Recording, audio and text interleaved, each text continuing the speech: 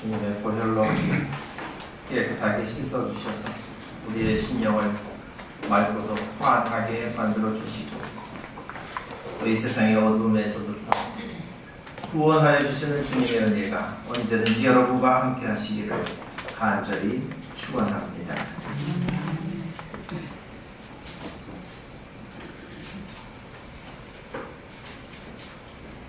영리한 사람은 자기 주변에 일어나는 그런 일들의 사태 파악이 매우 빠른 것을 볼 수 있습니다. 당면한 문제의 핵심이 무엇인가 그것을 금방 파악하고 거기에 맞게 대처를 합니다. 이런 사람들은 대개 남들과의 대화하는 문제에 있어서도 매우 원활한 것을 볼 수 있습니다. 말이 잘 통하고 대화가 술술 진행이 됩니다. 도대체 비결이 뭘까? 한번 생각해 보니 그것은 그 사람이 아주 객관적인 입장을 잘 유지하는 데 있다 하는 생각이 듭니다. 문제에서부터 한 발 멀찍이 떨어져서 그것을 바라보기 때문에 문제의 전체적인 모습을 잘 조망하게 됩니다. 또 자기만 갖고 있는 그런 렌즈, 누구나 그런 렌즈를 갖고 있지만 그것을 빼고서 보기 때문에 그 시선이 왜곡되지 않습니다. 또 남들이 하는 말을 그저 자기 류로, 자기 생각대로 판단하지도 않습니다. 그래서 간혹 남들이 가시돋친 것 같은 그런 말을 해도 내 입장에서 보는 것이 아니라 그 사람의 입장에서 듣기 때문에 그것을 단순히 자기를 향한 공격이라고 그렇게 듣지를 않습니다. 그렇기 때문에 언제든지 남의 이야기를 잘 들어줄 수도 있고 또 거기에 맞게 대응할 수도 있는 겁니다. 반대로 자기 판단이 앞서고 자기 말만 하는 그런 사람은 애초부터 남들과 대화하겠다 하는 이런 생각은 없는 겁니다. 사태를 객관적으로 보는 것도 중요한데 그뿐만 아니라 자기 자신에 대해서도 객관적 입장을 견지하는 것은 매우 중요한 문제입니다. 자기의 능력을 잘 알고 있는 그런 사람은 남들 앞에서 자기의 실력을 과시하지 않습니다. 얼마든지 자기보다 뛰어난 사람들이 있다는 것을 알기 때문에 그렇습니다. 또 남들이 자기를 향해서 평가절하하고 듣기 좋지 못한 말을 한다고 해서 그 말에 마음이 흔들리고 자기를 비하하지도 않습니다. 왜냐하면 자기 실력을 객관적으로 알고 있기 때문에 그렇습니다. 그러면서 자기의 부족한 부분을 채워가면서 정말로 실력 있는 그런 사람으로 자기를 성장시켜 가는 겁니다.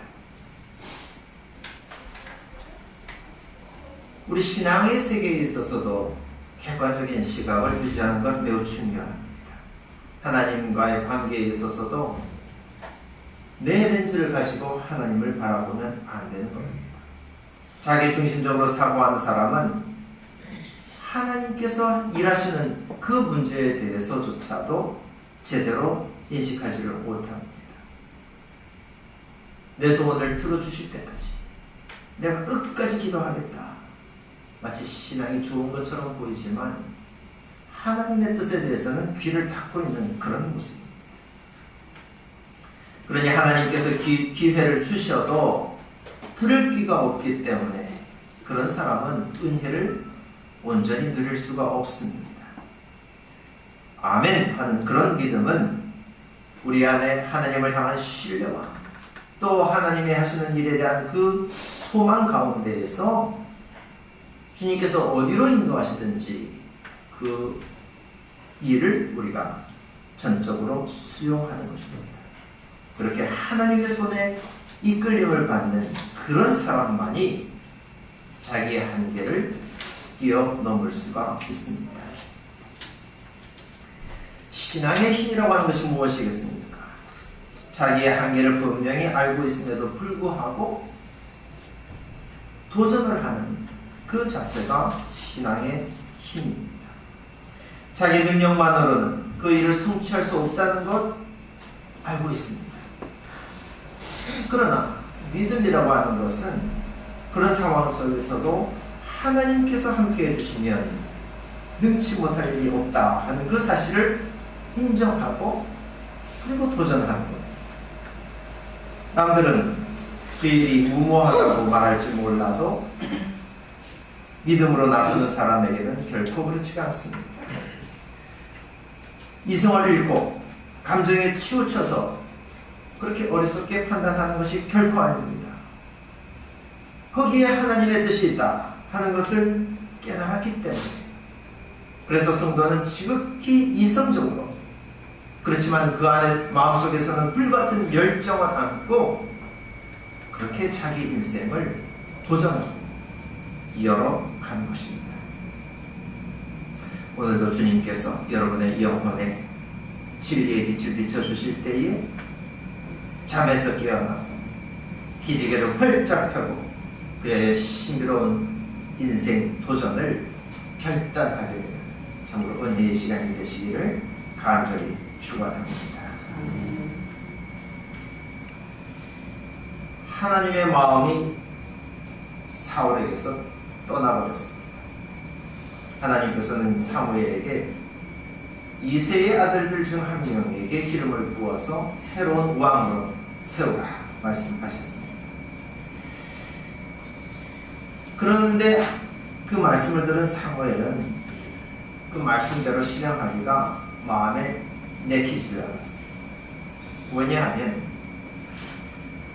사울에게 인간적인 흠결이 좀 있다고 하지만은 그러나 이 사울이 어떤 사람입니까? 자기가 직접 기름을 부어서 세운 그런 왕이었습니다.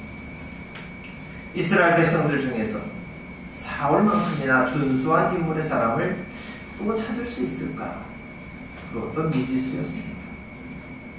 그뿐만 아니라 이 사무엘이 다른 사람을 왕으로 세우려 한다, 이런 소문이 돌기만 하면 사울이 가만히 있지 않을 것이다 하는 그런 두려움도 있었습니다.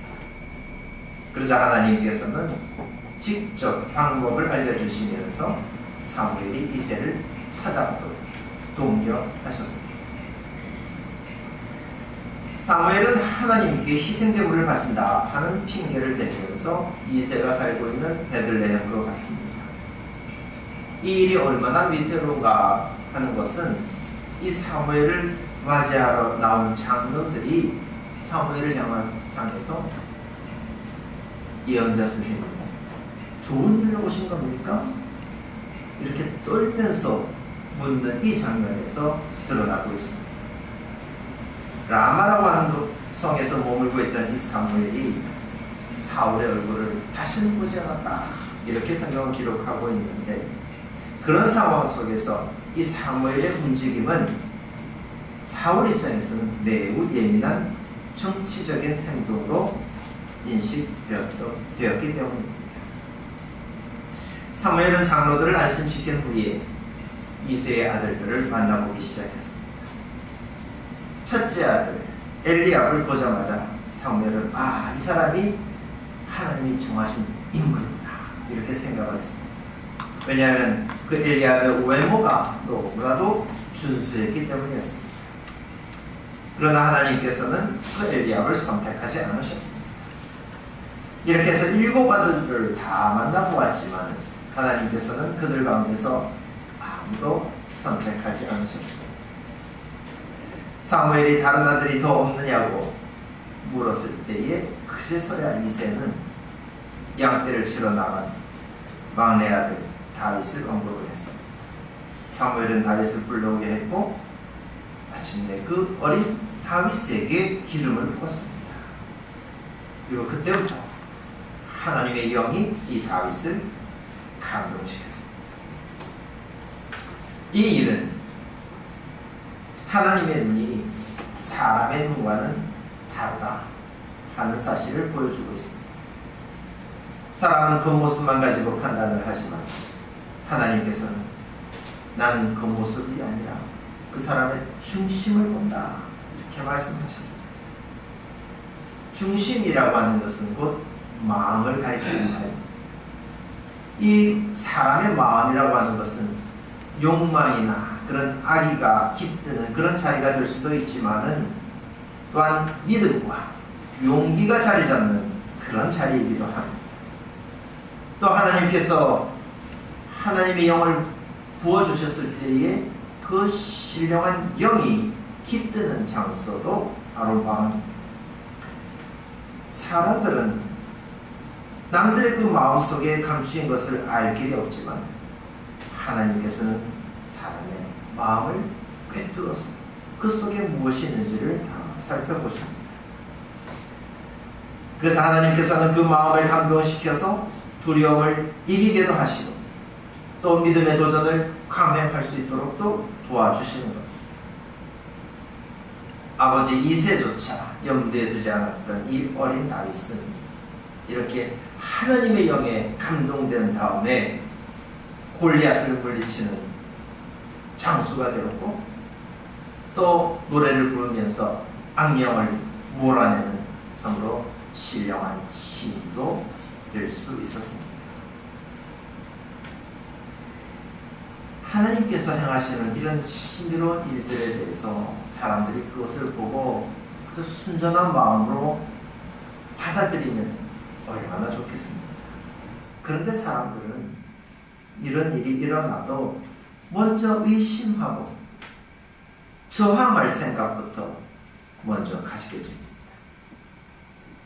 예수님께서 날 때부터 눈먼 사람 하나의 눈을 뜨게 해주셨습니다. 그간의 사람들은 이 사람이 눈이 부모 때문인가? 아니면 이 사람이 죄를 지어서 그런가? 누구의 짓 때문에 생긴 일인가? 이렇게 궁금하게 여겼습니다. 그런데 그런 사람이 눈을 뜨게 되자 이제는 과연 눈물었던 그 사람이 이 사람이 맞느냐 아니냐 또 이것을 의심했습니다. 이런 신비로운 일을 행하신 분이 예수님이다 하는 말을 듣고서도 사람들은 그것을 고지 들으려고 하지를 않았습니다. 예수님께서 안식일에 이 일을 행하셨다고 해서 예수님은 죄인임에 틀림없다. 율법을 지키지 않는 죄인이다. 예수님을 죄인으로 규정해버렸습니다. 그런 다음에 이런 죄인이 기적을 일으키는 것은 그들의 사고 속에서는 결코 있을 수 없는 일이기 때문에 이 사람들은 이것을 하나님의 일로 인정하지 않으려고 하였습니다. 눈먼 사람은 자기의 눈을 뜨게 된 그 일이 바로 하나님께서 하신 일이다 이렇게 곧장 믿었는데 바리새인들은 갖가지 이유들을 다 들면서 그 사실을 인정하지 않으려고 한 겁니다.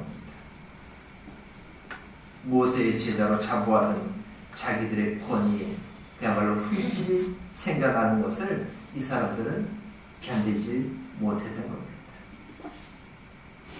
눈먼 사람의 부모들은 또 자기 아들이 눈을 뜬 사실에 대해서 말하기를 두려워했습니다. 왜냐하면 바리새인들이 자기들을 회당에서 내쫓을까 무서웠기 때문이었습니다. 자기 눈을 뜨게 해준 예수님을 두고서 이분은 예언자가 틀림없습니다. 이렇게 고백하면서 예수님이 하나님께로부터 온 사람이다. 그것이 분명하다. 이렇게 고백하는 이 눈뜬 사람을 바리새인들은 욕설을 퍼부으면서 밖으로 내쫓고 말았습니다. 바른 말을 하고 올바른 일을 행하는 그 일이 결코 쉽지 않은 것은 바로 이와 같은 해를 당할 수 있기 때문에 그렇습니다. 사람들은 자기들의 권력에 도전하는 사람들을 가만히 두지 않습니다. 입을 틀어막고 위해를 가하면서 진실을 감추려고 합니다. 그러나 보십시오. 하나님의 그 빛 앞에서 이런 사람들의 음모는 결코 견디지를 못합니다. 이새의 아들들이 사무엘 앞에 섰을 때 하나님의 영은 그들의 중심을 살폈습니다. 사람들은 엘리압이 최고다. 이보다 더 용모가 뛰어난 사람은 없다. 이렇게 생각했을지 모르겠지만 그의 겉모습이 어떠하든지 하나님께서는 그 마음을 꿰뚫어 보시고 판단하셨습니다. 또 예수님께서 기적을 베푸셨을 때에 그 기적 사건은 단순히 눈먼 사람이 눈을 뜨게 되는 그런 놀라운 일일 뿐만 아니라 그 눈먼 사람을 둘러싸고 있는 이 세상의 구조적인 그런 악함을 만천하에 드러내는 그런 일이기도 하였습니다. 하나님께서 행하시는 일들은 이렇게 감추인 악을 폭로하고 사람들의 그 음모를 다 드러내 버립니다. 그렇게 해서 하나님께서는 그 악을 고쳐내고 하나님의 질서 속으로 전혀 새로운 세상 속으로 나아갈 수 있도록 그렇게 인도해 주시는 것입니다. 그렇기 때문에 지금 내가 속한 이 질서를 하나님께서 허물어 버리실 때에 그 일에 대해서 우리가 두려워할 필요가 없습니다.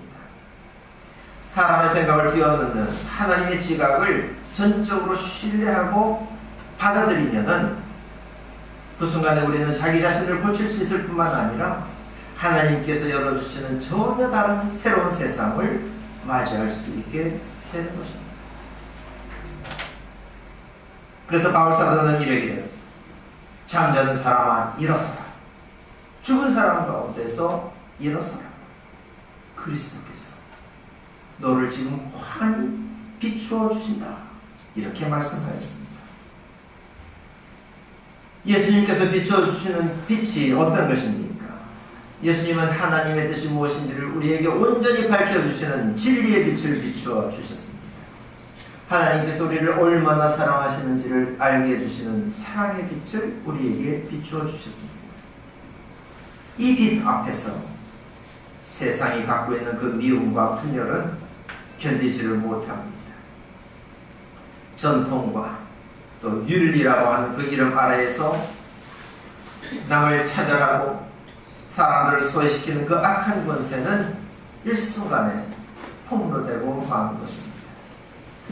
십자가 앞에서 그간 세상이 말해왔던 그 정의와 질서가 허구라고 하는 사실이 온 천하에 드러나게 되었을 때 이것은 우리로 하여금 죽은 사람처럼 그렇게 몽해에 짓눌려 사는 그 세상의 권세로부터 탈출할 수 있는, 구원받을 수 있는 참으로 좋은 기회로 다가오게 되는 것입니다.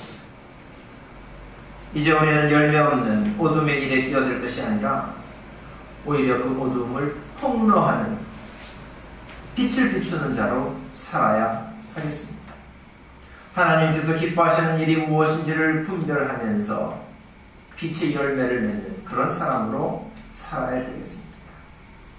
여러분 모두가 이와 같은 그리스도의 빛을 받아서 성령 안에서 마음을 넓히고 그래야 진정한 빛의 자녀로 그렇게 살아가실 수 있기를 간절히 축원합니다.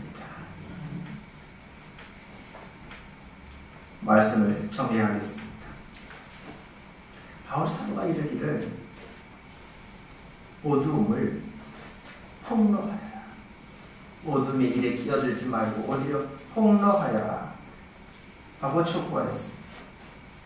이 일은 남들이 갖고 있는 속마음을 일일이 들추어서 감추어져 있는 그 음모를 찾아내라, 이런 말씀이 아닙니다. 그저 내가 주님의 편에 서서 주님의 뜻에 순종하면서 살아내기만 하면 되는 일입니다. 그러면 그 의로운 삶이 비추는 빛 때문에 악인들이 갖고 있는 그 어두운 일들이, 그 음모가 저절로 드러나게 되는 겁니다. 내가 사랑을 베풀려는 그 대상을 여태까지 미워했던 사람들이 그 저질렀던 그 악한 일들은 저절로 폭로되는 겁니다. 예수님께서 눈먼 사람의 눈을 뜨게 해주셨을 때에 그간의 율법을 빙자하면서 그 눈먼 사람을 죄인으로 규정했던 그 악한 법 질서가 한순간에 폭로되었던 것이 아니겠습니까? 보지 못하고 사는 것도 참 억울한 일인데 그런 사람을 죄인으로 만들었을 뿐만 아니라 그 부모들까지도 죄책감 속에서 살도록 강요했었던 그 구조적인 불의가 예수님의 그 사랑 어린 그 기적 앞에서 낱낱이 드러나게 되었습니다. 하나님의 공의, 하나님의 사랑 앞에서 이 세상의 논리라고 하는 것은 산산조각이 나고 마는 것입니다. 그러므로 세상이 위협한다고 해서 우리가 어두움의 일에 끼어들 일이 아닙니다. 겉으로 드러나지 않겠지 하면서 몰래 한다고 해서 감추어질 일이 아닙니다. 그리스도 예수님께서 사랑의 빛을 비추어 주실 때에 여러분들 역시 그저 눈에 보이는 겉모습으로 판단하지 말고 서로 마음으로 통하는 그런 사람이 되십시오. 진리를 거절하는 그 완고한 마음, 어떻게든 저항해 보려는 그 고집스러운 마음을 버리고 오직 주님의 뜻에 마음을 합해 보십시오. 때로는 그것이 위태로운 길이겠지만 그러나 그 길은 반드시 우리가 가야 할 진리의 길입니다. 하나님께서 명령하시는 길입니다. 사랑의 길입니다.